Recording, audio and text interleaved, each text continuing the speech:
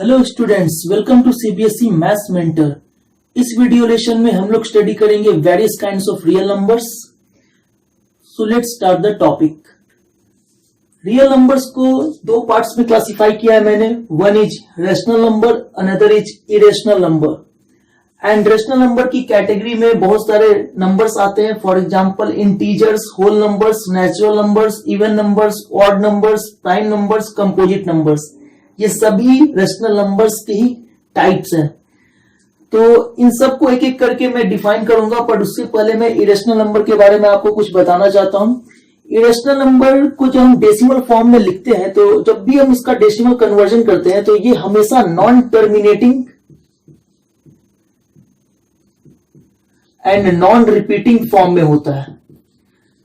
तो इसके एग्जाम्पल के लिए मैं आपको समझाता हूं। जैसे एग्जाम्पल के लिए डेसिमल नंबर आपके पास 1.2345678 and dot dot like this. तो आप यहां पे क्या नोटिस कर रहे हो कि डेसिमल के बाद we have infinite number of digits. इस डॉट का मतलब है कि इसका कहीं पे टर्मिनेशन नहीं हुआ है। डेसिमल के बाद इन्फिनाइटली मेनी डिजिट्स है इस डेसिमल नंबर में।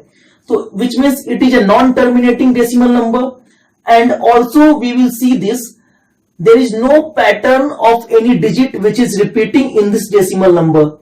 तो कोई भी डेसिमल नंबर में डिजिट का कोई पार्टिकुलर पैटर्न रिपीट नहीं हो रहा है। तो ऐसे केस में ये नॉन रिपीटिंग फॉर्म भी हो गया, क्योंकि 2 के बाद 3 है, 3 के बाद 4 है, 4 के बाद 5 है और 6 के बाद 7 है, 8 है। कोई भी पार्टिकुलर नंबर को आप रिपीट होते हुए नहीं देख रहे हो। और 8 के बाद अगला डिजिट क्या होगा इसके बारे में हमें कुछ नहीं पता। We can't say anything. So it is a non terminating non repeating decimal number which is an irrational number. ऐसा कोई भी रेशनल नंबर, ऐसा कोई भी रियल नंबर अगर आपके पास है तो उसको हम क्या कहते हैं, इरेशनल नंबर कहते हैं। और कोई दूसरा एग्जांपल ले तो for example 3.141516 and that dot dot dot. तो ये भी क्या है, एक इरेशनल नंबर है, क्योंकि यहां भी डेसिमल के बाद इन्फिनाइट नंबर ऑफ डिजिट्स है, which means it is non terminating and after that decimal there is no repeating pattern. So it is a non repeating decimal form. तो जो भी real number non terminating non repeating form में होगा तो उसको हम क्या कहेंगे, इरेशनल नंबर कहेंगे। तो अभी आते हैं हम रेशनल नंबर पर और इसको एक एक करके डिफाइन करते हैं।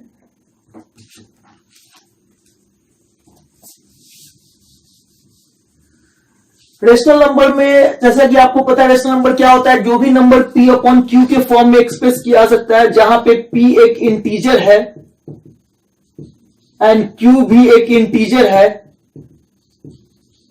And q not equal to 0 है। ऐसे नंबर को हम क्या कहते हैं, रेशनल नंबर कहते हैं। तो ओवरऑल अभी आइडियोलॉजी यही है कि रेशनल नंबर का एक फॉर्म होता है p अपॉन q, जहां पे p और q इंटीजर है and q not equal to 0 है। लेकिन अभी हम रेशनल नंबर पे नहीं, हमको रेशनल नंबर के टाइप्स को डिफाइन करना है, integer, whole numbers, natural numbers को। तो हम इनको एक एक करके डिफाइन करते हैं। तो सबसे पहला जो हमारा टाइप है वो है इंटीजर।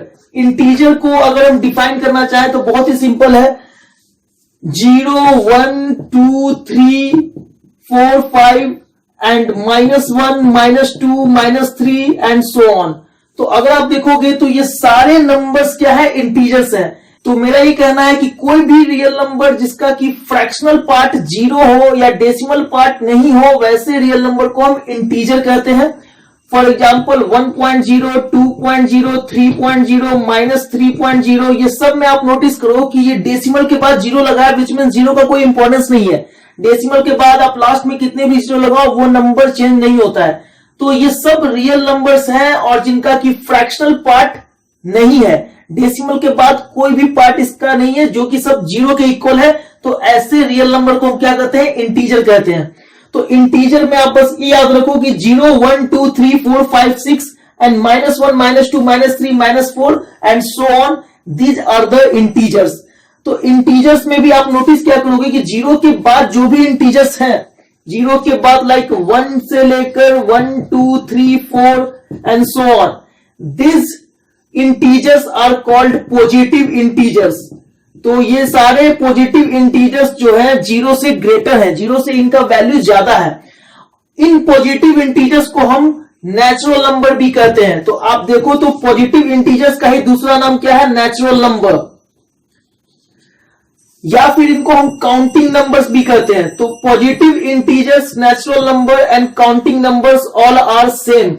इंटीजर आप समझ गए, a real number with no fractional part is called integer, and in integer we have 1 2 3 4 5 6, they are positive integers or natural number or counting numbers। तो अगर हम बात करें जीरो के लेफ्ट साइड में देखें तो -1 -2 -3 है, ये नंबर्स क्या कहलाएंगे, ये नंबर्स कहलाएंगे निगेटिव इंटीजर्स। तो इनको हम कहेंगे निगेटिव इंटीजर्स। तो आपने क्या नोटिस किया, अभी इंटीजर्स के भी बहुत सारे टाइप्स हैं, positive integers, negative integers and zero. Zero के बारे में आप क्या कहोगे, जीरो क्या पॉजिटिव इंटीजर है या निगेटिव इंटीजर है? Zero neither negative nor positive integer है, ना तो ये निगेटिव है ना ही ये पॉजिटिव है। तो अभी तक आपने क्या सीखा, यहां पे आपने ये सीखा कि इरेशनल नंबर का डेसिमल फॉर्म कैसा होता है, रेशनल नंबर का P/Q फॉर्म कैसा होता है। उसके बाद रेशनल नंबर के टाइप्स में हमने इंटीजर को डिफाइन कर दिया। उसके बाद हमने देखा कि इंटीजर में भी बहुत सारे टाइप्स हैं, positive integers, negative integers and zero is a special kind of integer which is neither negative nor positive. Natural number आप समझ गए, नेचुरल नंबर क्या है, पॉजिटिव इंटीजर को ही नेचुरल नंबर कहते हैं। तो ये इंटीजर होल नंबर की बात करते हैं। होल नंबर एक्चुअली में क्या है, 0 से 1 2 3 4 तक अगर काउंटिंग आप लेके चलोगे तो ये सब होल नंबर्स के एग्जांपल्स हैं। तो कहने का मतलब ये हुआ कि जितने भी नेचुरल नंबर्स है वो सब होल नंबर्स के टाइप्स में आ जाएंगे, और उसके साथ जीरो एक एडिशनल नंबर इसमें आ जाएगा। होल नंबर का कहने का मतलब हुआ कि जितने भी नेचुरल नंबर्स हैं एंड प्लस जीरो, इनका एक कंप्लीट सेट होल नंबर का सेट होता है। तो जीरो से जब आप काउंट करते हो, 0 1 2 3 4 5 6 7 8 and so on, they are whole numbers. 1 से जब काउंट करते हो 1 2 3 4 5 6 7 8 and so on, they are natural numbers. तो आप ये कह सकते हो कि every natural number is a whole number and zero is a whole number, zero is not a natural number. तो होल नंबर भी आप समझ गए, नेचुरल नंबर भी समझ गए। अब आते हैं इवन नंबर पे। इवन नंबर्स किसको कहेंगे? इवन नंबर्स को समझने के लिए आपको यह समझना होगा कि कोई भी नंबर 2 से डिवाइड हो भी सकता है, नहीं भी हो सकता है। तो जो नंबर 2 से डिवाइड होगा उसको हम कहेंगे इवन नंबर्स। तो एग्जांपल के लिए मैं आपको बता दूं, 2 का टेबल्स तो जानते हो आप, 2 के टेबल्स में आपका आता है 2 4 6 8 10 12 and so on. These all numbers are completely divisible by 2। 2 से डिवाइड होने पे ये मालूम चलता है आपको कि 2 से डिवाइड करने पे रिमाइंडर क्या आना चाहिए, 0 आना चाहिए। तो ऐसे नंबर्स को हम बोलेंगे डिविजिबल बाई 2। तो इवन नंबर कहने का मतलब हो गया a number which is divisible by 2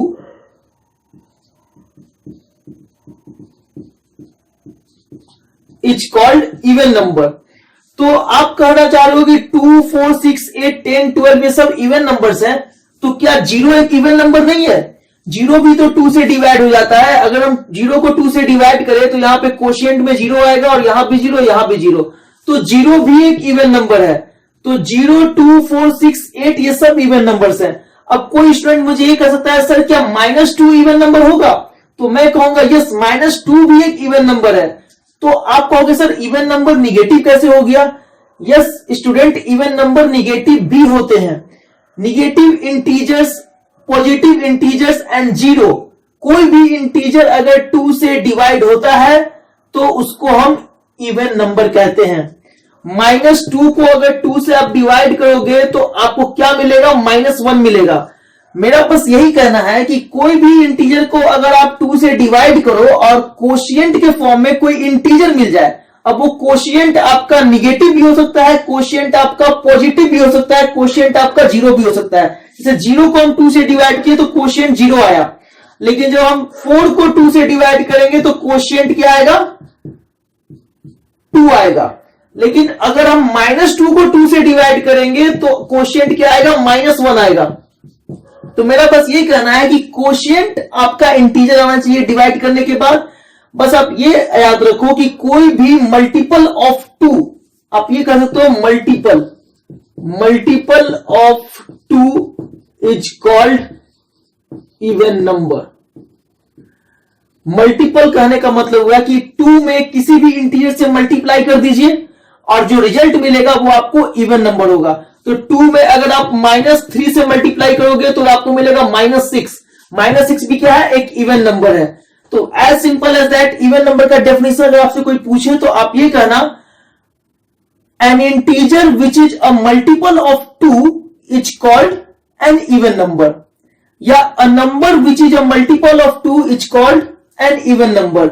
multiple कहने का मतलब हो गया कि उस 2 में किसी भी इंटीजर से आप मल्टीप्लाई कीजिए और जो रिजल्ट आपको मिलेगा वही आपका इवन नंबर होगा। तो इवन नंबर भी समझ में आ गया आपको। Even number -4, -2, 0, 2, 4 and so on, और इधर भी so on. Even numbers negative भी है, पॉजिटिव भी है और जीरो भी है। ऑड नंबर की बात करें तो ऑड नंबर सिंपल है, जो भी इंटीजर या जो भी नंबर 2 से डिवाइड नहीं होगा उसको हम क्या कहेंगे, ऑड नंबर कहेंगे। तो आप इनडायरेक्टली ये बोल सकते हो कि जो नंबर इवन नंबर नहीं है वो क्या है, ऑड नंबर है। तो सबसे पहले तो 1 की बात कर ले। 1 क्या 2 से डिविजिबल है? नहीं, 1 2 से डिविजिबल नहीं है। तो 1 क्या हो गया, ऑड नंबर हो गया। तो ऑड नंबर का बहुत ही सिंपल सा एग्जांपल्स आपके पास है, 1, 3, 5, 7 and so on. Negative side चले तो -1, -3, -5 एंड सो ऑन। ये सब के सब नंबर्स 2 के मल्टीपल्स नहीं है, और जो नंबर 2 का मल्टीपल नहीं होगा वो क्या होगा, ऑड नंबर होगा। तो ऑड नंबर भी आपको समझ में आ गया। अब आते हैं प्राइम नंबर पे। प्राइम नंबर को आप समझने के लिए आप ये देखो कि कोई भी नंबर को जब हम डिवाइड करते हैं तो डिवाइड करने वाले नंबर, अगर उस नंबर से वो डिवाइड हो जाता है तो उसको हम कहते हैं फैक्टर। फॉर एग्जांपल अगर हम 16 को 4 से डिवाइड करते हैं तो 4 से डिवाइड करने पे आई थिंक 4 4 जा 16 और रिमाइंडर आ गया 0। तो हम ये कह सकते हैं कि ये 4 से डिवाइड करने पे 16 कंप्लीटली डिविजिबल हो गया। तो इसका मतलब ये जो 4 जो डिवीजन था यहां पे, divisor 4 is a factor of 16। तो मेरा कहना है कि 16 को डिवाइड करने के लिए 4 कंप्लीटली उसका फैक्टर है। तो प्राइम नंबर एक ऐसे नंबर है जो कि सिर्फ या तो खुद से डिविजिबल होते हैं या फिर 1 से डिविजिबल होते हैं। तो प्राइम नंबर का जो डेफिनेशन है वो ये कहता है, अ number which is divisible by 1 and itself. तो इसका मतलब ये हुआ कि उस नंबर को अगर हम कोई दूसरे नंबर से डिवाइड करेंगे तो वो डिवाइड नहीं होगा, वो सिर्फ और सिर्फ 1 और खुद से डिवाइड होगा। फॉर एग्जाम्पल अगर हम 5 की बात करें, 5 एक नंबर है, 5 को अगर आप 5 से डिवाइड करोगे तो वो इजिली डिवाइड हो जाएगा, 5 1 जा 5 एंड रिमाइंडर 0। 5 को अगर 1 से डिवाइड करोगे तो इजिली डिविजिबल हो जाएगा और रिमाइंडर आ जाएगा 0। लेकिन 5 को अगर आप 2 से डिवाइड करोगे तो क्या रिमाइंडर 0 आएगा? नहीं, वो रिमाइंडर 1 आ जाएगा। तो आप ये कह सकते हो कि 5 एक ऐसा नंबर है जो सिर्फ खुद से डिविजिबल है और 1 से डिविजिबल है, और कोई दूसरा इंटीजर से अगर आप उसको डिवाइड करोगे तो रिमाइंडर कभी भी 0 नहीं आएगा। तो इसका मतलब प्राइम नंबर की कैटेगरी में 5 आ गया। 5 is an example of prime number. तो और भी बहुत सारे एग्जांपल्स आपके पास है। 3 भी 3 से डिविजिबल है और 1 से डिविजिबल है, कोई और नंबर से डिविजिबल नहीं है। तो क्या निगेटिव होता है प्राइम नंबर? नहीं, प्राइम नंबर सिर्फ और सिर्फ पॉजिटिव होते हैं, और जो स्मॉलेस्ट प्राइम नंबर है वो है 2। 2 is the smallest prime number. Prime number का जो स्टार्टिंग होता है वो 2 से ही होता है। 2 3 5 7 11 13 एंड सो ऑन। आप देख लोगे जो भी नंबर खुद से डिवाइड हो रहा है और 1 से डिवाइड हो रहा है, ओनली उसके अदर फैक्टर्स नहीं है, तो वैसे नंबर्स को हम कहेंगे प्राइम नंबर्स। और ये सब पॉजिटिव नंबर्स होंगे, निगेटिव साइड में नहीं जाएंगे आप। प्राइम नंबर में अगर आप कहोगे सर 1 इज प्राइम नंबर और नॉट, मतलब 1 को आप प्राइम नंबर की कैटेगरी में रखेंगे या नहीं रखेंगे, तो 1 एक एक्सेप्शन है। 1 इज एन एक्सेप्शन। 1 एक ऐसा नंबर है जो खुद से डिविजिबल है और 1 से भी डिविजिबल है, but 1 is not a prime number. इसको आप एक्सेप्शन मान के चल सकते हो। Smallest prime number is 2। Prime number start होता है 2 से। 2 3 5 7 11 13 and so on are the prime numbers. 1 is not a prime number. तो प्राइम नंबर भी समझ गया आप। अब आते हैं कंपोजिट नंबर पे। कंपोजिट नंबर का डेफिनेशन ये कहता है कि any natural number, any positive integer जो दो से ज्यादा फैक्टर जिसके पास है, for example any integer, any positive integer which has more than 2 factors। तो आप कहना ये चाह रहे हो कि कोई भी इंटीजर, पॉजिटिव इंटीजर जो नेचुरल नंबर है जिसके 2 से ज्यादा फैक्टर्स है, इसका मतलब ये जो पॉजिटिव इंटीजर होना चाहिए उसको 2 से ज्यादा ऐसे कोई नंबर से डिवाइड हो जाए तो वैसे पॉजिटिव इंटीजर को कंपोजिट नंबर कहते हैं। आपको मैं एग्जांपल के थ्रू समझाता हूं। फॉर एग्जांपल अगर हम बात करें 5 की, तो 5 किससे डिविजिबल है? 5 जो है डिविजिबल है 5 से डिविजिबल है, और 5 जो डिविजिबल है 1 से डिविजिबल है। 5 सिर्फ 2 नंबर से डिवाइड हो सकता है, 5 और 1 से। 5 को डिवाइड करने के लिए कोई और नंबर आप चूज करके देखो, रिमाइंडर हमेशा 0 नहीं आएगा। तो विच मीन्स ये हो गया कि 5 के सिर्फ 2 ही फैक्टर हैं। There are 2 factors only, there are 2 factors of 5। 5 के ओनली 2 फैक्टर्स आए विच इज 5 एंड 1। तो मेरा कहना है कि हमने डेफिनेशन क्या दिया कंपोजिट नंबर का? कंपोजिट नंबर का डेफिनेशन ये है कि ऐसे पॉजिटिव इंटीजर्स जिसके 2 से ज्यादा फैक्टर हो, बट 5 के तो सिर्फ 2 फैक्टर हैं, तो 5 is not a composite number, 5 is a prime number. तो कंपोजिट नंबर क्या हुआ फिर? फॉर एग्जांपल अगर 2 की बात करें, 2 किससे डिवाइड हो सकता है? 2 से डिवाइड हो जाएगा कंप्लीटली, 2 1 से डिवाइड हो जाएगा कंप्लीटली। तो 2 में भी सिर्फ 2 ही फैक्टर आए आपके, हमें चाहिए 2 से ज्यादा फैक्टर। 3 की बात करते हैं, 3 से डिविजिबल है, 3 1 से डिविजिबल है, तो 3 के भी सिर्फ 2 ही फैक्टर आ रहे हैं। 3 is also not a composite number. But अगर बात 4 की जाए तो 4 के फैक्टर्स देखते हैं। 4 1 से डिवाइड हो जाता है, 4 2 से भी डिवाइड हो जाता है, और 4 4 से भी डिवाइड हो जाता है। तो इसका मतलब ये हम देख रहे हैं यहां पे कि यहां पे इसके 3 डिफरेंट फैक्टर्स आ गए।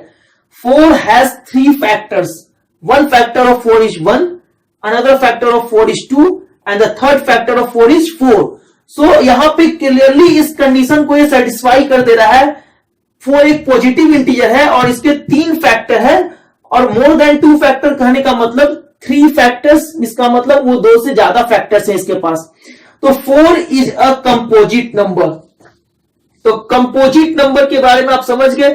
कंपोजिट नंबर स्टार्ट कहां से होगा? 4 से स्टार्ट होगा, क्योंकि 1 is not a composite number, 2 is not a composite number, 3 is not a composite number, but 4 is a composite number।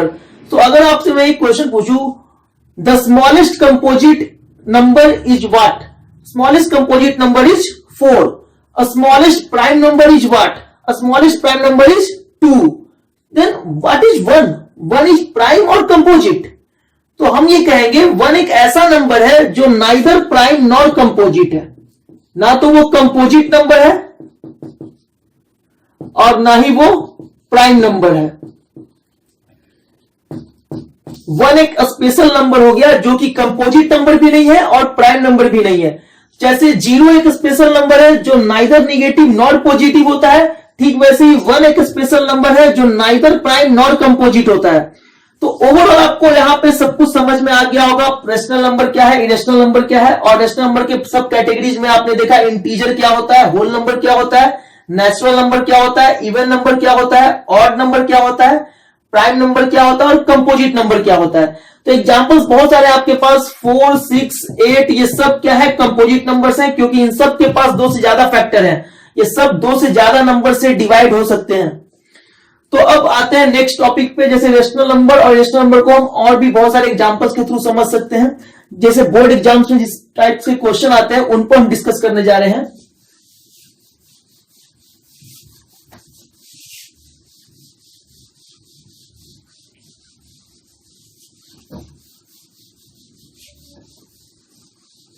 Okay, तो मैं आपको को प्राइम्स बता रहा हूं। को प्राइम्स क्या होता है? को प्राइम्स टर्म के बारे में आप सुने होंगे या नहीं सुने होंगे, बट क्लास 10th के मैथमेटिक्स सिलेबस में ये बहुत इंपॉर्टेंट टॉपिक है और इससे बोर्ड एग्जाम्स में क्वेश्चंस भी आते हैं। को प्राइम्स को हम म्यूचुअली प्राइम्स भी कहते हैं या रिलेटिवली प्राइम्स भी कहते हैं। तो ये को प्राइम्स होता क्या है पहले ये समझते हैं। कोई भी 2 नेचुरल नंबर जिनके बीच कोई भी कॉमन फैक्टर नहीं है एक्सेप्ट वन। फॉर एग्जाम्पल अगर मैं आपको देता हूं 5 and 7, 5 and 7 के बीच अगर देखें तो 5 and 7 के कॉमन फैक्टर्स में अगर देखें 5 का फैक्टर 1 होता है और 5 होता है, 7 का फैक्टर्स 1 होता है और 7 होता है। फैक्टर्स कहने का मतलब कि 5 को अगर आप 1 से डिवाइड करोगे तो वो डिवाइड हो जाएगा, 5 को 5 से डिवाइड करोगे तो डिवाइड हो जाएगा, 7 को 1 से डिवाइड करोगे तो डिवाइड हो जाएगा, 7 को 7 से डिवाइड करोगे तो डिवाइड हो जाएगा। पर इन दोनों नंबर्स में 5 और 7 में आप नोटिस करो कॉमन फैक्टर क्या है, 1 है। 1 के अलावा कोई दूसरा कॉमन फैक्टर है नहीं। तो इस तरीके से 5 और 7 क्या हो गया, को प्राइम्स हो गया। तो दो नेचुरल नंबर के बीच का रिलेशन आप कह सकते हो को प्राइम को।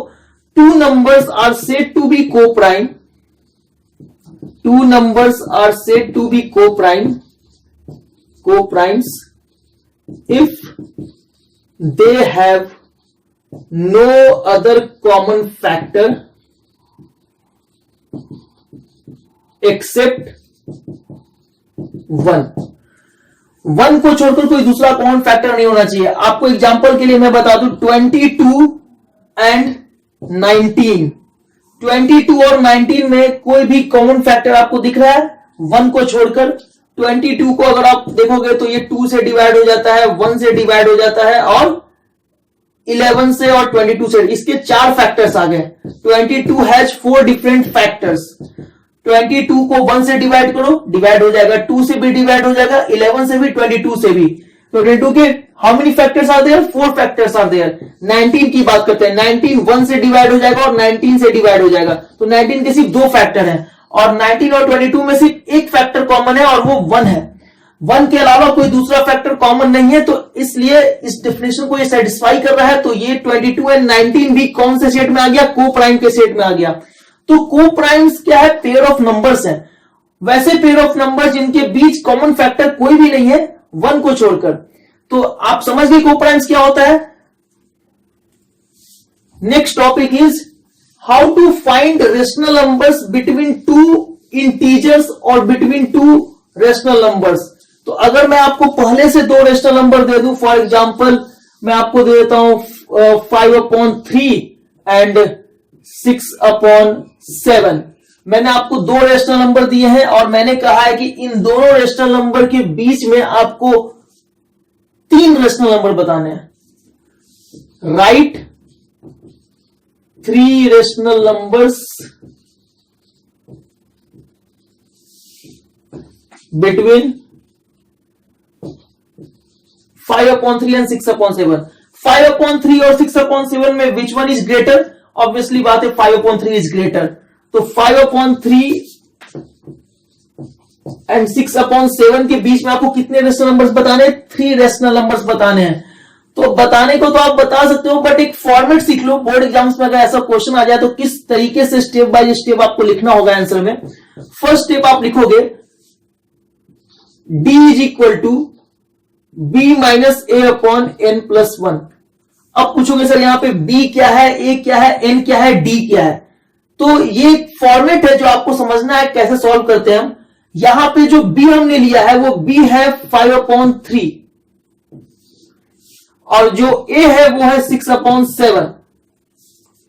याद रखिएगा b is the greater number 5/3, a is the smaller number 6/7 and n is what? N is how many rational numbers you have to find out? You have to find out 4 rational numbers, so sorry 3 rational numbers, so n is 3। तो इस तरीके से b, a और n तो आपको समझ में आ गया। जब भी आपको जितने रेशनल नंबर्स निकालने होंगे वो n का वैल्यू हो जाएगा। अब आते हैं d के कैलकुलेशन पे आते हैं। तो b क्या है यहाँ पे 5/3 है और a क्या है 6/7 है, दोनों के बीच माइनस हो गया, n हो गया 3 एंड प्लस 1। तो इसको सॉल्व करना है और d की वैल्यू निकालनी है। d हम कैलकुलेट कर रहे हैं, 3 और 7 का एलसीएम होता है 21। Here is 3 into 7, so 5 7 जा 35 and 7 3 जा, so 6 3 जा 18 and the whole upon is 4. Now d is equal to, d का कैलकुलेशन हमको फाइनल करना है। d is equal to 35 minus 18 कितना होता है, ये हो जाता है 17 अपॉन ये 21 नीचे आ जाएगा, 21 into 4 हो जाएगा। So what is d? d is 17 upon 84 तो डी का तो कैलकुलेशन हो गया। ऐसा क्वेश्चन एग्जाम में आ जाए तो ये स्टेप्स आपको लेने पड़ेंगे। पहले आपको कैलकुलेट करना पड़ेगा डी का कैलकुलेशन आपको करोगे बी, ए और एन के वैल्यू से, जो कि आपकी क्वेश्चंस में गिवन है। तो डी जो हमने कैलकुलेट किया वो आ गया 17/84। अब इस डी के वैल्यू से हम तीनों रेशनल नंबर्स फाइंड आउट करेंगे। जो हमारा फर्स्ट रेशनल नंबर होगा विच इज एक्स, वो हो जाएगा ए प्लस डी। ए प्लस डी कैलकुलेट कर लीजिए, it is the rational number between 6/7 and 5/3। कितना आएगा ये देख लेते हैं। 6/7 प्लस डी, डी कितना है हमारा 17/84 है। D is 17/84, as 6/7। इसको हम सॉल्व करते हैं। 7 और 84 का एलसीएम 84 होगा। 7 से ये 12 टाइम्स में 12 6 जा 72 एंड 17। 72 एंड प्लस 17 कितना हो जाएगा, ये हो जाएगा 89 हो जाएगा और अपॉन 84। तो एक रेशनल नंबर तो आ गया इन दोनों रेशनल नंबर के बीच में। अब दूसरा रेशनल नंबर निकालते हैं y, तो y हो जाएगा a प्लस 2d। a में हमने क्या ऐड कर दिया, मल्टीप्लाई कर दिया, 2 को d से मल्टीप्लाई करके ऐड कर दिया है। तो a मेरा कितना है यहां पे, a हमारा 6/7 प्लस 2 इंटू डी कितना है 17/84। इसको सॉल्व कर लेते हैं।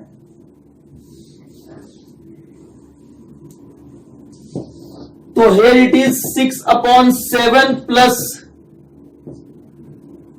2 से ये 84 आप कैंसिल करोगे तो आई थिंक ये 42 टाइम्स में कैंसिल हो जाएगा, तो ये 17/42 हो गया। अब 42 और 7 का एलसीएम 42 होता है। 7 6 जा 42, 6 6 जा 36 एंड दिस इज 17। 36 प्लस 17 हो गया 53/42। तो ये एक और रेशनल नंबर आ गया हमें जो इन दोनों रेशनल नंबर्स के बीच में है। अब जो थर्ड रेशनल नंबर है जो हमको फाइंड आउट करना है, जेड इज इक्वल टू ये हो जाएगा a plus 3d। So a plus 3d हो जाएगा कितना, a हो गया 6/7 and plus 3 into D is what 17/84। 3 को 84 को 3 से कैंसिल करते हैं तो ये हो जाएगा 3 2 जा 6 एंड 3 8 जा 24। 28 टाइम्स में 84 कैंसिल हो जाएगा, तो 6/7 प्लस 17/28। 28 और 7 का जो एलसीएम है वो होता है 28 ही होता है। तो 7 4 जा 28, तो 6 4 जा 24 इधर 17। Now 24 plus 17 what? 24 plus 17 is 41. So third rational number is 41/28. तो इन दोनों नंबर्स के बीच जो तीन रेशनल नंबर हमको कैलकुलेट करना था वो हमने कैलकुलेट कर लिया है। पहला है 89/84, दूसरा है 53/42 and the third one is 41/28। Method बहुत ही सिंपल है। पहले आपको यह पता करना है कि a क्या है, b क्या है और n क्या है। तो a is the smaller number, b is the greater number, n is the total number of rational numbers which you have to find out. उसके बाद d का वैल्यू होता है b minus a upon n plus 1, जो कि हमने calculate कर लिया 17/84 वैल्यू पुट करके। फिर उसके बाद x जो हमारा पहला रेशनल नंबर था इन दोनों रेशनल नंबर्स के बीच में, उसका कैलकुलेशन करेंगे a प्लस d से। तो a प्लस d से ये आ गया 89/84। फिर उसके बाद जो दूसरा रेशनल नंबर है y, उसका कैलकुलेशन किया हमने a प्लस 2d से। कुछ नहीं, यहाँ पे d है, यहाँ पे 2d है और अगले वाले में 3d है। तो बहुत ही सिंपल है, इसको आप समझ लो और ये पूरा आंसर आपका कैलकुलेट हो गया 53/42 and the third one is 41/28। तो ये आपके बोर्ड एग्जाम्स में ऐसे क्वेश्चंस आते हैं, इसको आप नोट कर ले, स्क्रीनशॉट ले ले और इसको रिवाइज करें time to time. The next topic is rational number के बाद आपको मैं समझाता हूं कि अगर इन्हीं दोनों नंबर्स के बीच आपको इरेशनल नंबर फाइंड आउट करना होता, फॉर एग्जाम्पल मैं क्वेश्चन सेम रखी जगह इरेशनल नंबर फाइंड आउट करता हूं। क्वेश्चन बिल्कुल सेम है, बस इस बार 3 इरेशनल नंबर्स की बात हो रही है। इरेशनल नंबर आपको पता है, पहले ही बता दिया हमने, ऐसा नंबर जो कि non terminating non repeating form में हो उसको हम इरेशनल नंबर कहते हैं। तो 6/7 को पहले आप डेसिमल फॉर्म में कन्वर्ट कर लीजिए, ये अप्रोक्सीमेटली कितने की इक्वल होगा। तो अगर आप देखो तो 6 को 7 से डिवाइड करते हैं तो पहले यहां डेसिमल लगाएंगे तो यहां पे 0 आएगा, तो 7 8 जा 56, नाउ 40, 7 5 जा 35, नाउ 50, 7 7 जा 49, नाउ 10। अब मेरे ख्याल से यहां पे स्टॉप रखते हैं, 0.857 के अप्रॉक्स आ रहा है। हालांकि ये non terminating repeating decimal number आएगा क्योंकि ये एक रेशनल नंबर है। रेशनल नंबर जब आप देखोगे कि रिपीट नहीं, नॉन टर्मिनेटिंग फॉर्म में है तो वो रिपीटिंग होता है। ठीक वैसे ही 5/3 की बात करें तो 5 को 3 से डिवाइड करोगे तो 3 1 जा 3 एंड 5 - 3 2 एंड डेसिमल लगाएंगे यहां पे तो ये हो जाएगा 0 3 6 जा 18, नाउ 2 0 3 6 जा 18 एंड सो ऑन, ये रिपीट होते जाएगा। तो ओवरऑल आपको 6/7 का वैल्यू और 5/3 का अप्रोक्सीमेट वैल्यू मालूम हो गया है। तो आप क्या लिखोगे, 6/7 इज इक्वल टू अप्रोक्सीमेटली लिखना है यहाँ पे, approximately 0.857 and 5/3 is approximately equal to 1.667। अब जो ये वैल्यू यहां पे 6 है तो राउंडिंग ऑफ करके हमने 7 लिख दिया यहां पे। तो अब इन दोनों रेशनल नंबर के बीच हमको 3 इरेशनल नंबर कैलकुलेट करना है। तो आप करोगे क्या, आपको बस ये ध्यान रखना है कि नॉन टर्मिनेटिंग फॉर्म लाना है आपको और जिसमें कोई रिपीटिशन नहीं होना चाहिए। तो ये 0.857 है और ये 1.667 है, तो ये तो 0 पॉइंट है और ये 1 है, तो इसका मतलब इसके बीच में बहुत सारे ऐसे नंबर्स हैं। जैसे सपोज दैट अगर मैं थोड़ी देर के लिए इसको हाइड कर लूं तो हाइड कर लूंगा तो ये हो जाएगा 0.8, ये हो जाएगा 1.6। मैंने इन दोनों डिजिट्स को हाइड कर लिया है थोड़ी देर के लिए। आप इन दोनों को हाइड कर लो तो ये क्या है 0.8 और ये क्या है 1.6। तो अगर थोड़ी देर के लिए डेसिमल को भी भूल जाते हैं तो आप कहोगे सर ये 8 है और ये 16 है। तो 8 और 16 के बीच में, हालांकि ये मैं लॉजिकली समझा रहा हूं आपको, आंसर कॉपी में ऐसे नहीं करना है, आंसर में इस तरह से आप सॉल्व कर सकते हो, बट ये डेसिमल आप अपने रफ में आप कैंसिल आउट कर लेना और उसके बाद देखना कि 8 और 16 के बीच में कितने नंबर्स आते हैं। 9 आता है, 10 आता है, 11 आता है, 12 आता है, 13 14 15 आता है। तो आप इन नंबर्स में से कोई भी आप 2-3 नंबर पिक कर लो, क्योंकि आपको 3 नंबर्स कैलकुलेट करने हैं। तो एक में पिक कर लेता हूं 09, एक पिक कर लेता हूं 10 और एक पिक कर लेता हूं 11। 8 और 16 के बीच में डेसिमल हमने हटा दिया है और लास्ट के 2 डिजिट भी हटा दिए हैं, तो ये हो गया 0.8 1.6। डेसिमल हटाने के बाद हो गया 8 एंड 16। 8 एंड 16 के बीच में यू हैव 7 इंटीजर्स। तो उन 7 इंटीजर्स को आप कोई भी 3 इंटीजर ले लो, 9 10 11 ले लिया हमने। 9 10 11 में करना क्या है, यहां पे डेसिमल लगा देना है 0.9 1.0 एंड 1.1। अब ये 0.9 बन गया, 1.0 बन गया, 1.1 बन गया। अब करना क्या आपको कि नॉन टर्मिनेटिंग फॉर्म लाना है और उसमें भी रिपीटिशन नहीं होना चाहिए। तो 0.9 के बाद आप लिख दो 8 7 6 5 डॉट डॉट डॉट, यहां लिख दो आप 6 7 2 3 डॉट डॉट डॉट, यहां लिख दो आप 4 3 2 9 डॉट डॉट डॉट। तो आपने देखा यहां पे 3 इरेशनल नंबर हमने कैलकुलेट कर लिया जो कि इन दोनों रेशनल नंबर्स के बीच में है। तो पहला स्टेप था डिवाइड करके आप अप्रोक्सीमेट वैल्यू पता कर लो 6/7 का एंड 5/3 का। उसके बाद लास्ट के डेसिमल पार्ट्स को आप रिमूव कर दो और जो फर्स्ट टू नंबर्स हैं जो एक डेसिमल के राइट साइड में और डेसिमल के लेफ्ट साइड में है उनको आप अलग कर लो और डेसिमल को भी रिमूव कर दो। फिर देख लो कि ये दोनों कितने नंबर्स के इक्वल है। तो ये 8 और 16 के इक्वल आ गया था। 8 और 16 के बीच में आपने 3-4 नंबर्स कैलकुलेट कर लिए। आपको यहाँ 3 इरेशनल नंबर चाहिए तो 3 ले लिया आपने, 9 10 11 जो कि 8 और 16 के बीच में आता है। अब डेसिमल जहां था वहीं लगा दो 0.8 1.6, तो यहां भी 0.9 1.0 और 1.1। अब उसके बाद आप ऐसा पैटर्न बनाओ कि जो रिपीट भी नहीं कर रहा हो और नॉन टर्मिनेटिंग हो। तो इसका मतलब ये 3 नंबर्स आ गए इन दोनों रेशनल नंबर्स के बीच में और ये तीनों क्या है, इरेशनल नंबर्स हैं। तो एग्जाम में भी आपको बिल्कुल ऐसे ही करना है। बोर्ड एग्जाम्स के रिलेटेड ये क्वेश्चंस था। क्वेश्चंस बहुत सारे हैं मेरे माइंड में जो आपके लिए इंपॉर्टेंट है।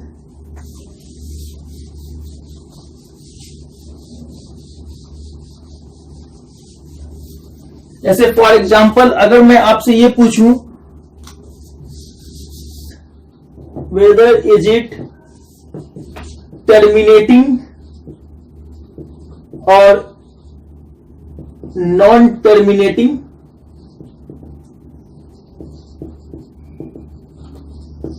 Decimal number.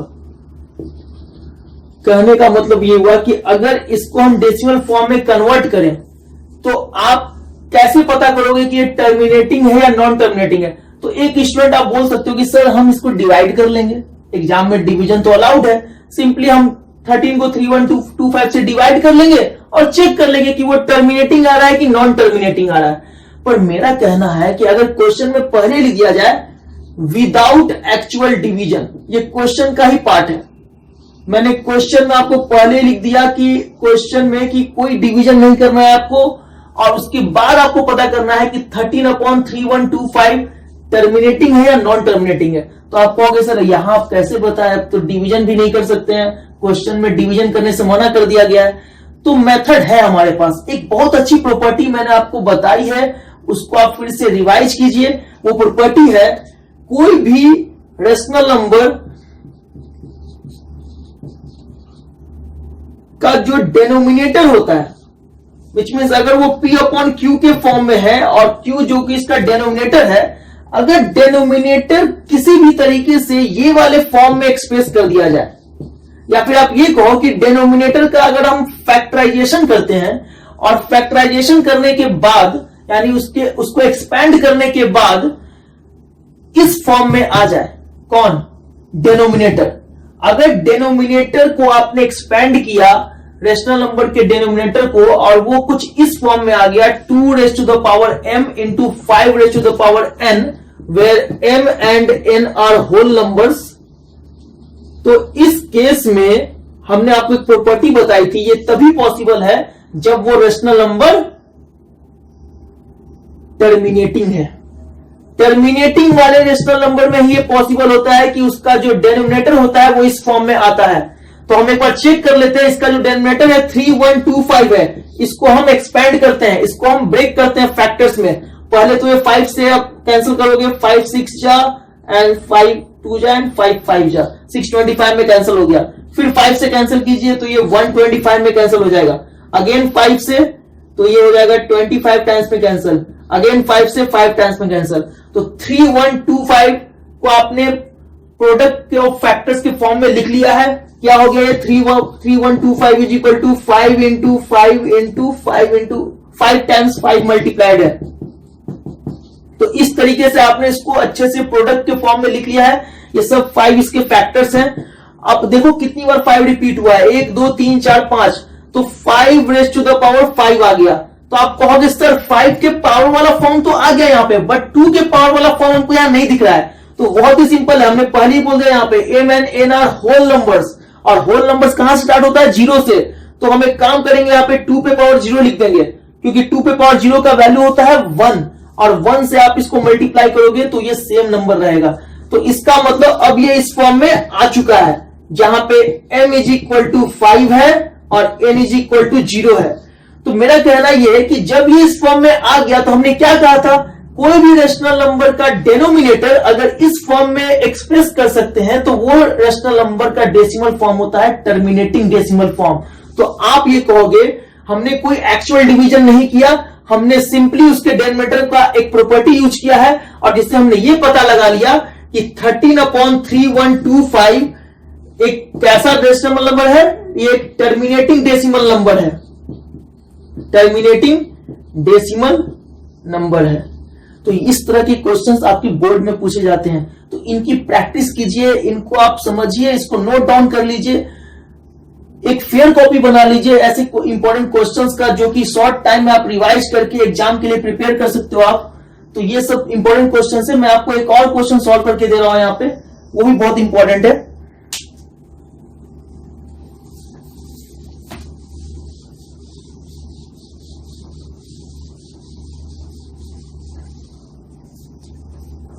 एक क्वेश्चन ये है जो मैंने आपको देना है, बहुत ही इंपॉर्टेंट है वो क्वेश्चन।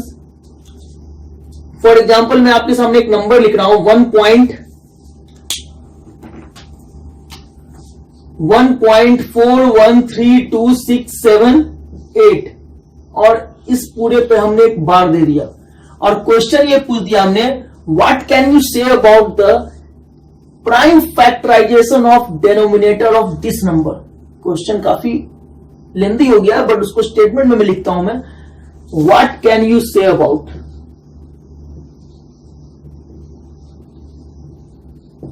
द प्राइम फैक्टराइजेशन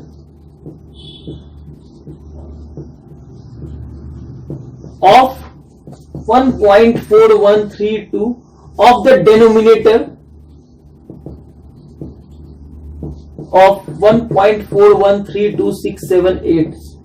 ये जो नंबर है ये किस टाइप का नंबर है, रेशनल नंबर है या इरेशनल नंबर है। तो आप कहोगे सर यहां बार का मतलब है रिपीटिंग और ये हो गया non terminating repeating decimal form, तो इसका मतलब ये हो गया रेशनल नंबर। रेशनल नंबर है, इसके डेनोमिनेटर की प्रॉपर्टी पूछ रहा है मुझसे कि डेनोमिनेटर को जो हम फैक्टराइज करेंगे तो उसके बारे में क्या इंफॉर्मेशन आपके पास आएगी। तो वेरी सिंपल है, अभी थोड़ी देर पहले लास्ट क्वेश्चन हमने क्या कहा कि कोई भी अगर रेशनल नंबर का टर्मिनेटिंग फॉर्म हो, टर्मिनेटिंग डेसिमल फॉर्म हो, तो उसका जो डेनोमिनेटर होता है विच मीन्स क्यू, उसका फॉर्म हो जाता है 2 पे पावर m इंटू 5 पे पावर n। ये हमने पहले बता दिया। और अगर नॉन टर्मिनेटिंग डेसिमल फॉर्म हो, non terminating repeating decimal form हो, तो इस केस में क्यूब में 2 और 5 के अलावा भी कोई फैक्टर होता है। तो हो सकता है कुछ भी हो, मतलब मुझे नहीं पता यहां पे क्या पैटर्न आने वाला है, बस मुझे इतना पता है कि क्यू का फॉर्म ये नहीं होगा। किस केस में, non terminating repeating decimal form में। और ये कौन सा फॉर्म है, ये है non terminating repeating decimal form. तो आप यहां पे क्या कर सकते हो, Q must not be in the form of,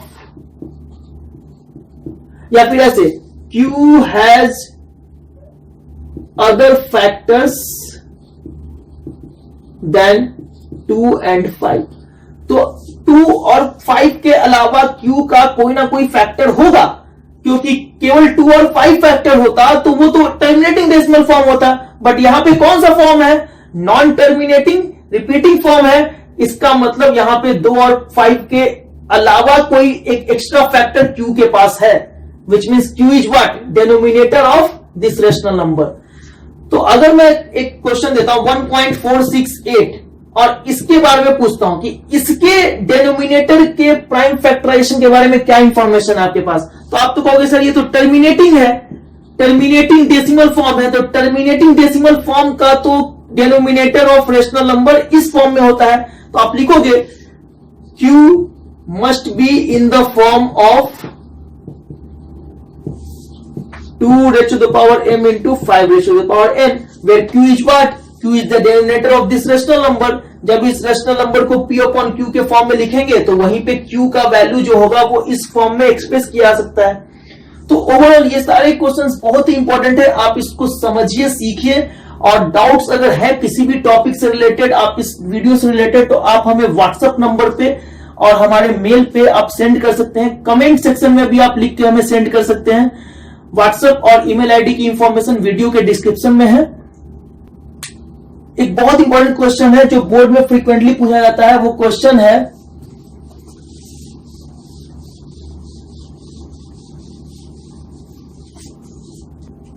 prove that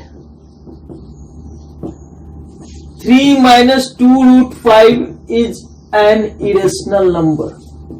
ये एक ऐसा क्वेश्चन है जो बोर्ड एग्जाम्स में एवरी ईयर हर साल पूछा जाता है और ये 3 या 4 नंबर के सेक्शन में आपको मिल जाएगा ये क्वेश्चन।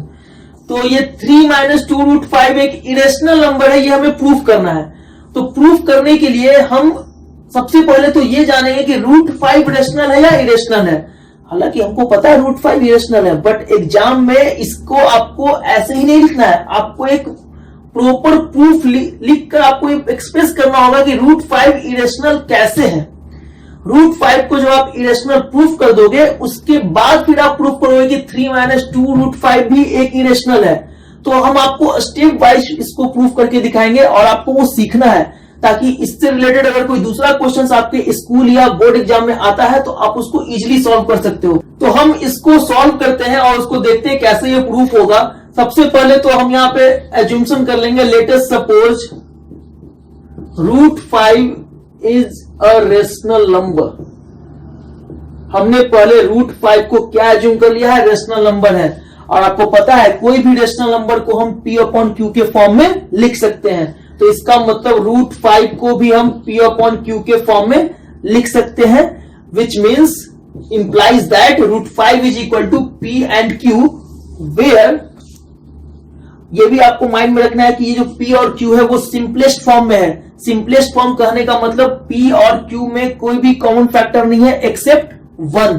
तो आप कहना चाह रहे हो कि P and Q is what? P and Q are co-primes, क्योंकि co-primes में भी सिर्फ एक ही फैक्टर कॉमन होता है, वो होता है 1। तो हमने पहले ही लिख दिया कि अगर हम √5 को रेशनल नंबर पहले एज्यूम कर लें तो √5 रेशनल नंबर बन गया, तो उसका फॉर्म होना चाहिए P/Q, जहां पे P and Q क्या है, को-प्राइम्स है। यानी ये हमने पहले बता दिया कि ये सिंपलेस्ट फॉर्म में है। तो अब एक काम करते हैं, दोनों साइड स्क्वायर कर देते हैं। तो √5 का स्क्वायर कर दीजिए, तो हो जाएगा P²/Q²। तो ये हो गया P²/Q²। तो P एंड Q आर को-प्राइम्स। को-प्राइम्स एक तरह से देखा है तो इंटीजर ही तो होते हैं, नेचुरल नंबर्स को ही तो को-प्राइम्स की कैटेगरी में रखा जाता है।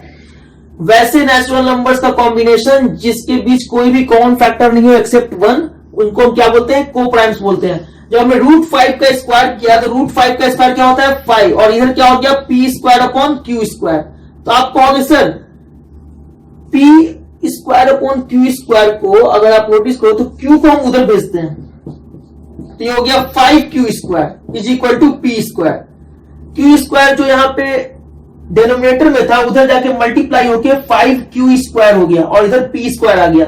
तो ओवरऑल आप देखो तो P एक इंटीजर है तो उसका स्क्वायर भी इंटीजर होगा, Q एक इंटीजर है तो उसका स्क्वायर भी एक इंटीजर होगा।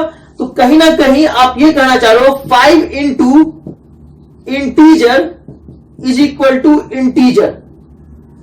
तो 5 इंटू Q² जो कि एक इंटीजर है इज इक्वल टू P² जो कि अनदर इंटीजर है। तो ये जो P² है, P² एक तरह से देखा जाए तो 5 के मल्टीपल के फॉर्म में आ गया है। 5 कहीं ना कहीं इस P² का फैक्टर है। तो आप क्या लिखोगे अगले स्टेप में, 5 is a factor of P²। P² का फैक्टर हो गया है 5। तो मेरा कहना है कि अगर कोई नंबर को-प्राइम है और उसका फैक्टर अगर 5 है, फॉर एग्जांपल मैं आपको लिख के दे रहा हूं कि 9 का स्क्वायर क्या होता है, 81, और 81 का एक फैक्टर मैं लिख रहा हूं जो कि एक प्राइम नंबर है। 5 क्या है, प्राइम नंबर है। तो 81 का एक ऐसा फैक्टर आप सोचिए माइंड में जो कि एक प्राइम नंबर हो। 81 का एक फैक्टर होता है 3 इज अ फैक्टर ऑफ 81, और 3 कैसा नंबर है, प्राइम नंबर है। तो आपको करना क्या है कि कोई भी नंबर का स्क्वायर कर देना है। स्क्वायर करने के बाद उस स्क्वायर वाले नंबर का एक प्राइम फैक्टर सिलेक्ट करना है। तो 81 का एक प्राइम फैक्टर हमने सिलेक्ट कर लिया 3। तो कहीं ना कहीं ये 3 81 का अगर प्राइम फैक्टर है और 81 एक परफेक्ट स्क्वायर है, 81 किसका परफेक्ट स्क्वायर है, 9 का, तो ये 3 इस 9 का भी फैक्टर होगा। ये प्रॉपर्टी मैं आपको कहीं पे लिख देता हूं, इसको आप नोट डाउन कर लीजिए। If a prime number P is a factor of prime number A is a factor of P²। हमने क्या बोल दिया, P² एक नंबर है जहां पे A क्या है, P² का फैक्टर है और A एक प्राइम नंबर है। तो वैसे केस में then A is also a factor of P। Simple as that. अगर कोई प्राइम नंबर A एक फैक्टर है किसका, P² का, P एक इंटीजर है और उसके स्क्वायर का फैक्टर है A, और A एक प्राइम नंबर है, तो ऐसे केस में A P का भी फैक्टर होगा। जैसे कि एग्जांपल में हमने यहां देखा कि 9² जो कि P के जगह पे हमने 9 P यहां पे 9 के इक्वल है, और हमने p का स्क्वायर किया यानी 9 का स्क्वायर किया तो 81 आ गया, और 81 का एक फैक्टर लिया हमने 3, और वो 3 क्या है, प्राइम नंबर है, तो ये 3 जो प्राइम नंबर है वो 9 का भी फैक्टर होगा। Then 3 is also a factor of 9, जो कि ऑब्वियस है, 9 का फैक्टर 3 होता है क्योंकि 9 3 से डिविजिबल है। तो उसी तरीके से आप यहां देखो p स्क्वायर का एक फैक्टर आ गया है 5, और 5 क्या है, प्राइम नंबर, तो उसी लॉजिक से 5 is also a factor of p। Same properties को यहां पे अप्लाई करें तो 5 is a factor of p square and 5 is a prime number, so 5 is also a factor of p। तो इस तरीके से 5 जो है p का फैक्टर आ चुका है। यहां तक इसको आप स्क्रीनशॉट ले लें, नोट डाउन कर लें, क्योंकि मैं इसको इरेज करने वाला हूं।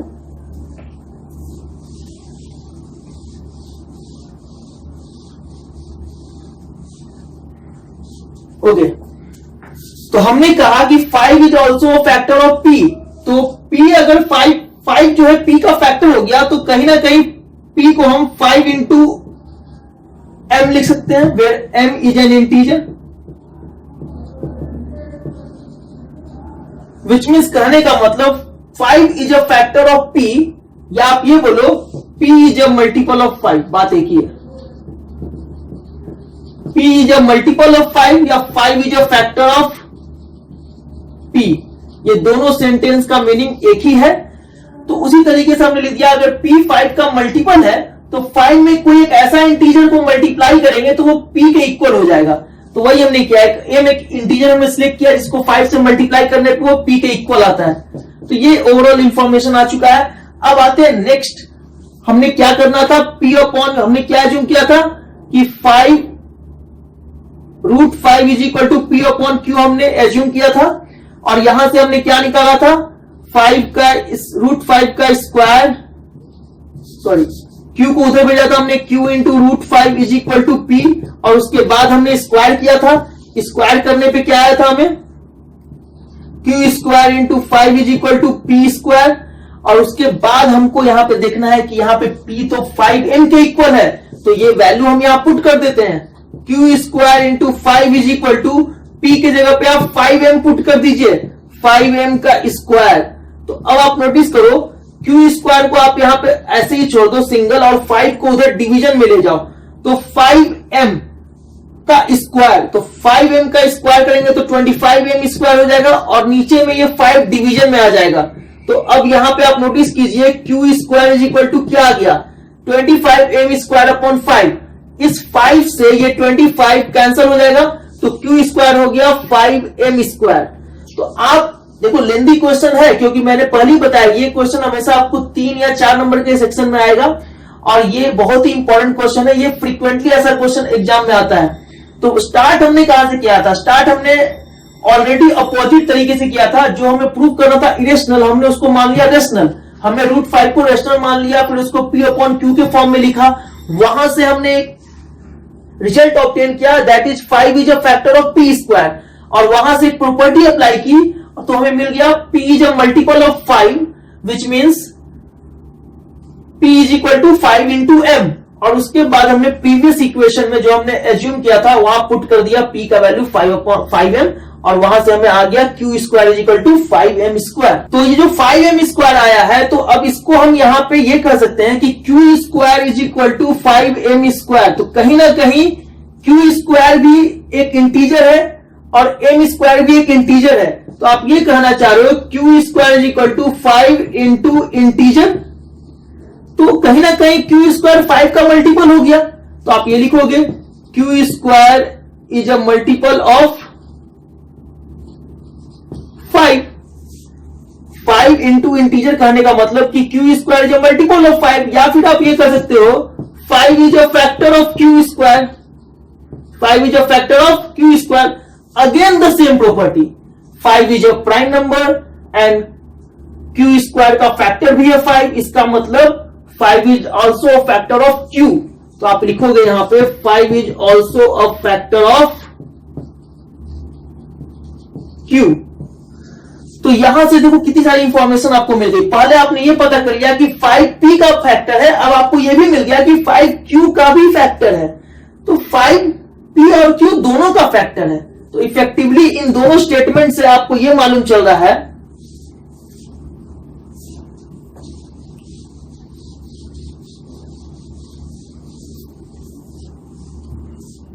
5 is a factor of P, 5 is a factor of Q।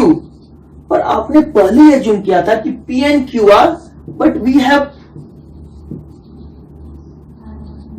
assumed that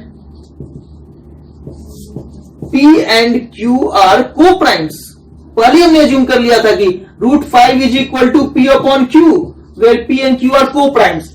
जब ये को-प्राइम्स है, को-प्राइम्स के बीच कोई भी नंबर कॉमन फैक्टर नहीं होता है एक्सेप्ट 1, तो ये 5 कैसे कॉमन फैक्टर आ गया इन दोनों के बीच? तो इसका मतलब ये हुआ कि जो हमारा जो एजम्पशन था वो एक रॉन्ग एजम्पशन है, which means it is a contradiction. So it's a contradiction,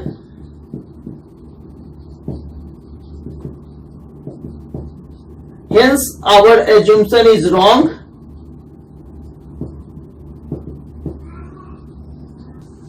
So √5 is an irrational number। तो अभी तक हमने क्या प्रूफ किया? √5 is an irrational number। अभी भी हमारा फाइनल आंसर नहीं आया है। फाइनल आंसर हमें लाना क्या है? 3 - 2 √5 is an irrational number।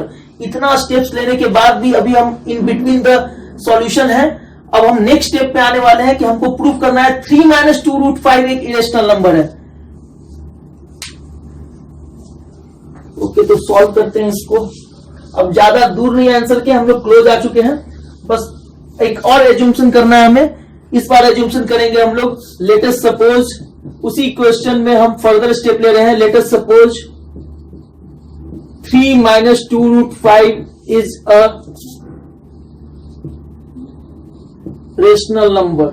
हमने 3 - 2 √5 को एक रेशनल नंबर एज्यूम कर लिया है। फिर से हम उल्टा लेके चल रहे हैं। हमें प्रूफ करना है इरेशनल और हम लेके चल रहे हैं रेशनल नंबर।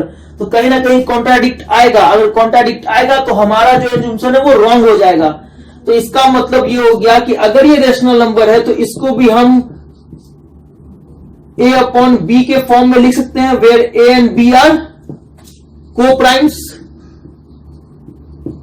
जैसा कि लॉजिक कहता है, रेशनल नंबर जब आप कोई चीज एज्यूम करते हो तो रेशनल नंबर में सिंपलेस्ट फॉर्म में a और b का जो कोई भी कॉमन फैक्टर नहीं होगा, that means a and b को प्राइम्स हो जाएंगे। तो इसी लॉजिक से अगर आप देखो तो 3 को a अपॉन b को आप इधर शिफ्ट कर दो और 2 √5 को उधर शिफ्ट कर दो, या फिर 3 को उधर शिफ्ट कर देते हैं। -2 √5 यहां पे सिंगल रह जाएगा, 3 हमने उस तरफ शिफ्ट कर दिया है, तो a अपॉन b -3। सॉल्व करते हैं इसको। सॉल्व करने पे अगर आप देखोगे तो -2 √5 इज इक्वल टू, यहां पे एलसीएम लीजिए आप b को, तो a -3b आ जाएगा। नाउ -2 को आप उधर डिवीजन में भेज दो तो √5 is equal to a -3b upon -2b। तो ओवरऑल ये आ गया। या फिर आप ये लिखो √5 इज इक्वल टू, इस माइनस को अगर ऊपर हम सेंड कर दें तो ये हो जाएगा -a + 3b अपॉन 2b। तो आप कहोगे सर a और b तो को-प्राइम्स है, विच मीन्स एक तरह से इंटीजर है। तो इंटीजर के बीच ही कॉम्बिनेशन करोगे आप तो वो इंटीजर ही रहेगा ना। तो a और b के बीच कुछ भी कॉम्बिनेशन करेंगे -a + 3b, तो -a + 3b एक इंटीजर हो गया, और 2 × b भी क्या हो गया? एक इंटीजर हो गया। तो कहीं ना कहीं ये इंटीजर अपॉन इंटीजर का रेशियो आ गया है, फ्रैक्शन आ गया है। तो ये तो फ्रैक्शन तो मतलब रेशनल नंबर आ गया है।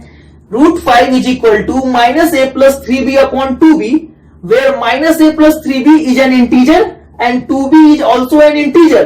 तो ये इंटीजर अपॉन इंटीजर का जो फॉर्म है ये तो रेशनल नंबर होता है, और हमने अभी जस्ट प्रूफ किया है √5 क्या है? इरेशनल नंबर है। But √5 is an irrational number।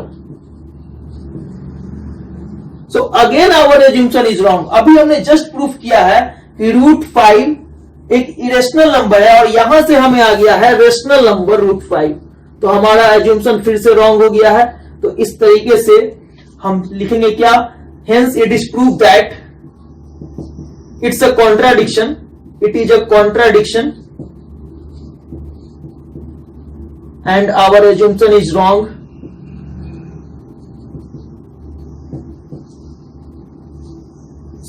So it is proved that 3 minus 2 root 5 is an irrational number. तो ये जो क्वेश्चन है ये बहुत इंपॉर्टेंट है और इसको प्रूव करने का पूरा स्टेप्स मैंने आपको सिखा दिया है. इसको आप 2-3 बार रिवाइज करें, समझे. स्टेप्स बहुत ही सिंपल है और आप खुद से भी समझ सकते हो क्योंकि हर एक स्टेप पे मैंने एक्सप्लेनेशन भी दिया है, आपको समझाया भी है. क्लास 10 के बोर्ड एग्जाम्स की तैयारी बहुत ही स्ट्रांग तरीके से हो रही है आपकी. मैं आपके साथ हूं और हमारी कोशिश है कि मैक्सिमम मार्क्स गेन करें हम लोग. 95% प्लस का टारगेट रखिए. तो आपने इस वीडियो लेक्चर में काफी कुछ सीखा. आप इस वीडियो लेक्चर को लाइक करें, शेयर करें अपने दोस्तों के साथ, हमारे चैनल को सब्सक्राइब करें और बेल आइकन को प्रेस करें. तो स्टूडेंट्स अब नेक्स्ट वीडियो लेक्चर में इंटरेक्ट करेंगे. ये टॉपिक होगा हमारा fundamental theorem of arithmetic and Euclid's division lemma and Euclid division algorithm. तो आपसे अब नेक्स्ट वीडियो लेक्चर में इंटरेक्ट करते हैं. Till then take care, stay focused and study well.